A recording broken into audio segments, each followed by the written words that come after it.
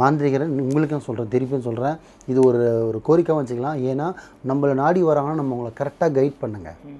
நான் எந்த மந்திரக்காரன் தப்பு சொல்லலை, சில பேர் தான் சொல்கிறேன். சில பேர் நல்லா கரெக்டாக சொல்கிறீங்க, துல்லியமாக சொல்கிறீங்க. ஆனால் சில பேர் தப்பாக சொல்லி நீங்கள் போயிடுறீங்க. அந்த குடும்பம் ஒன்றுமே நம்ம ரோட்டில் வந்து நிற்கிது. இதுக்கு காரணம் நீங்களாக இருக்கீங்க. அந்த பாவம் உங்களை சேரும், உங்கள் பிள்ளைங்களை சேரும். தப்பு பண்ணாதீங்க. அதேமாதிரி மக்களே திருப்பி சொல்கிறேன், சைவனை வச்சுருக்காங்களா, அதுலேருந்து எப்படி வெளியில் வருது அதை தேடுங்க.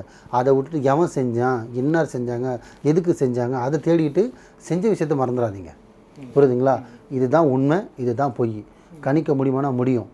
இன்னாருக்கு இன்னார்னு காட்டாது, இருக்கா இல்லைன்னு காட்டும், ஆனா பெண்ணுன்னு காட்டும், கூட இருக்காங்களா தூரமாக இருக்காங்களா, இந்த 3 விஷயம் துல்லியமாக பார்க்கலாமா. அதே மாதிரி செய்வனுன்றது 10 வயசுக்கு 12 வயசு 13 வயசுக்கு மேலே தான் செய்ய முடியும். 5 வயசு பிள்ளைக்கோ 4 வயசு பிள்ளைக்கு எப்படிமா செய்வனை பண்ண முடியும்? 17 பொண்ணுன்னா 17 வயசுக்கு மேலே இருக்கணும், பையனா 16 17 வயசுக்கு குறைஞ்சதான் எல்லாருக்கும் 17 18 வயசுக்கு மேலே தான் செய்வனே எழுத முடியும்.